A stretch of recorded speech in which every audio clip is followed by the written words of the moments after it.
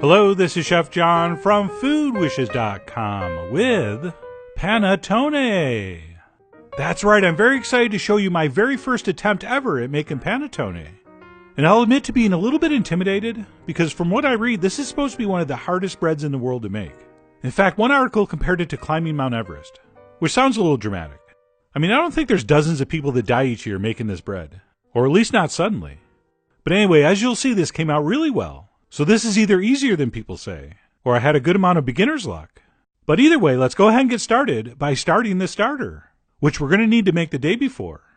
And we'll do that by mixing some flour and water together, to which we're going to add some of our already made sourdough starter. And we'll go ahead and stir that together. And I hope you have some of that in your fridge, but if you don't, in the blog post I'm going to tell you how to make it without it. And what we'll do once that's mixed is go ahead and cover it, and just leave it out at room temp overnight. And not only is this mixture going to add some volume and flavor to our dough, it's also, believe it or not, going to help the finished loaf stay fresher longer. And then once that's set, we should move on to the other thing we should do the day before. And that would be to soak some chopped up dried fruit in some type of liquor. Okay, I'm using white rum. And as far as my fruit selection, I went with pineapple, cherry, and golden raisin. But there are so many other things you could use. So feel free to investigate other options. You are, after all, the James Comey of your panettone. But anyway, we'll go ahead and mix that up the night before and let that fruit absorb the booze, stirring occasionally. And then once those two things are set, the next day we can actually move on to making the dough, which will begin by dissolving a package of yeast in some very warm but not too hot water.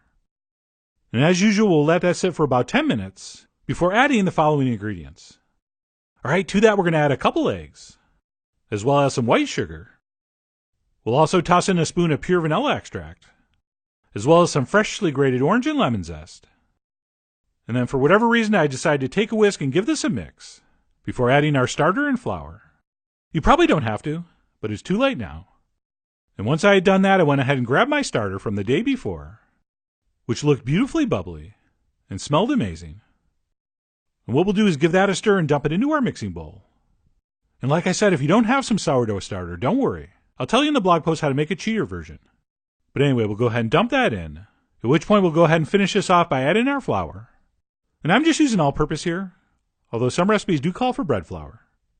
And at this point, we'll grab our dough hook and start kneading this in our stand mixer.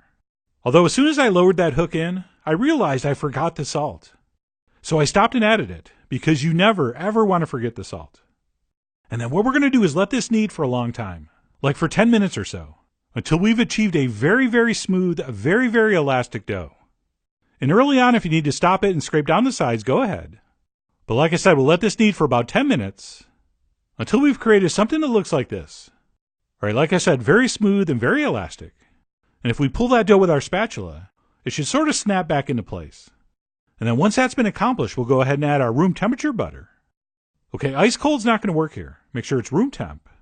And we're going to need that for another 5 minutes or so, or until that butter is completely mixed in. And we've created once again a very smooth, very elastic, somewhat shiny dough. And once again, you might have to turn off the machine a couple times and scrape down the sides until it all starts to come together. So this is what mine looked like about 5 minutes later. So yes, we are talking about a very, very soft, somewhat sticky dough here, which is probably one of the reasons people say this is a hard bread to make. All right, generally people are scared of really soft doughs, but don't be. You'll be fine. But anyway, let me go ahead and transfer that onto my work surface so you can get a better look. And then what I did using some slightly damp fingers, as well as the help of my bench scraper, is sort of wrestle and fold that a few times into some sort of dough ball shape. And by the way, one way you can tell if you've developed enough gluten is that you can stretch it so thin you can see light through it without it tearing, which they call the window pane test, because you're supposed to stretch it out between two fingers in front of a window. But I'm not going to, because I can tell just by pinching and stretching like this. And then what I did is transfer that back into my bowl that I didn't even bother cleaning out. I usually do, but I didn't feel like it. And then what we'll do is cover that and let it rise until doubled, which is going to take a while. Okay, these rich doughs rise pretty slowly. So mine actually took about 3 hours, which was totally worth the wait, if for no other reason just the feeling you get when you punch it down. Man, that feels good. And what we'll want to do at this point is transfer that back onto our table. And then once deflated, again using some damp fingers and our bench scraper, we will fold that back into some kind of ballish shape. Because what we're going to need to do is transfer this into a plastic bag and refrigerate it overnight. Oh yeah, we're talking about a 3-day bread here. Alright, so if you want this bread today, you have to start it 2 days ago. But anyway, trust me, it'll be worth the wait. So I went ahead and transferred that into a plastic bag and popped it in the fridge overnight. And by the way, we're not just doing this step to make you wait for nothing. Alright, this overnight fermentation in the fridge really does improve the flavor and probably texture. So I did pop mine in the fridge overnight and then pulled it out the next morning, at which point it looked like this. And what we'll do is go ahead and remove the bag. I just rip it open. I know some of you would wash this and reuse it, but I don't swing that way. And then what we'll do is go ahead and press this out into some sort of square or rectangle shape. And because the dough is nice and cold and that butter is stiffened up, it's a little easier to work with. And then once I get it to about this flatness, I'll sprinkle it with a little bit of flour and then roll it out a little thinner with my rolling pin. And the whole reason we're doing this is that so we can scatter over our boozy dried fruit and then roll this up. And theoretically, that way all our fruit will be evenly distributed. So I went ahead and applied my dried fruit to the surface, which by now had absorbed all that rum. But I ended up not using it all, because as I was doing this, I was thinking, man, this is like way too much fruit. So I actually only ended up using about 3/4 of it, which as you'll see in the final shots, probably wasn't the best idea. I probably should have used it all. But anyway, once that was spread out, like I said, we'll go ahead and roll the dough up nice and tight. And please accept my apologies for the blurriness. See, that's one of the reasons I've never won an Oscar. So let's fast forward. And then once that's been rolled up, I went ahead and rolled both ends up towards the middle, attempting somehow to get it back into some kind of round shape. And if at all possible, try to end up with a good amount of dough on the top.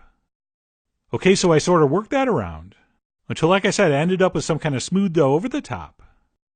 And then once that's been accomplished, what we need to do is transfer this into a paper Panettone mold, which come in this shape, the shorter, wider one, as well as a tall, skinny version. And yes, of course, in the blog post, I'm going to tell you where to find those. And then what we'll need to do is cover this and let it rise until it's at least 2/3 of the way up the sides, which, because we're starting with cold dough, is going to take like 3 or 4 hours. But don't go by time. Go until it looks like this. And by the way, a few hours in, I took off the plastic because it was touching the top. It was kind of sticking, and I got scared. You can see the mark it left right there. But anyway, the point is, let your dough proof in this mold until it looks like this, at which point we will carefully brush the surface with an egg wash, which is 1 egg beaten with a splash of water. And then once that's been applied to the entire surface, we will take a razor or a sharp knife and cut across into the top about 1/4 to a 1/2 inch down, which is not just done to make this look really cool, although that's a big part of it.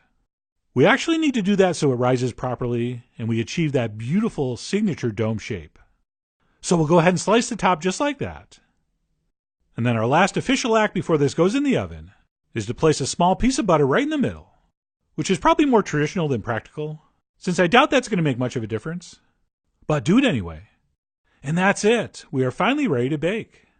So we will go ahead and transfer that into the center of a 350-degree oven for about 40 to 45 minutes, or until it looks like this, which would be beautifully browned and spectacularly gorgeous.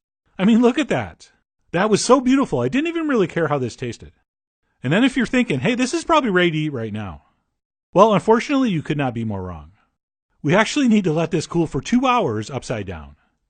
Oh yeah, you heard me. Which is why I'm going to poke in 2 skewers on either side, and then flip this over onto a Panettone cooling hole, which I had cut into my table. But if you don't happen to have access to a Panettone cooling hole, you can just flip this over on top of a Dutch oven or a stock pot, something like that. And by cooling this upside down, there's not going to be any collapsing, and it's going to help us retain a beautiful light texture. So take that, gravity. And then after somehow waiting for a couple hours for this to fully cool, we will go ahead and pull out those skewers and finally be able to cut in and see how we did. So I went ahead and sliced out a wedge. And like I said, this looks so magnificent, I really didn't care how it tasted. But I'm very happy to report for a first attempt, it tasted really good, which didn't really surprise me. What did surprise me was how amazing the texture was for a first attempt. Okay, it was rich and buttery, but it was just impossibly light and airy. The only major surprise was where the heck did all that fruit go? I thought I had way too much, and ended up thinking I didn't have enough. But anyway, besides that, I was extremely happy, and went ahead and cut another piece so I could try some with butter, which is even a better way to enjoy this. And for whatever reason, I found this shape to be more enjoyable than the wedge. So I'm going to suggest you cut yours in half and then down into slices. And while this bread was great plain, and even better spread with butter, I'm going to show you a third and what I consider ultimate way to enjoy this. And that would be lightly toasted with butter. Okay, that really is the ultimate way to enjoy this bread. Preferably with a nice hot cup of coffee. But anyway, that's it. My first attempt at panettone. Yes, it took 3 days and many hours. But as far as actual work involved, there really wasn't that much. And like I said, I was really happy with how this came out. Although next time I am going to add all the fruit and maybe make a few tweaks, which you'll read about on the blog post. But bottom line, this was not even close to as hard as people made it out to be. So for that reason and many others, I really do hope you give this a try soon. Head over to foodwishes.com for all the ingredient amounts and more info as usual. And as always, enjoy.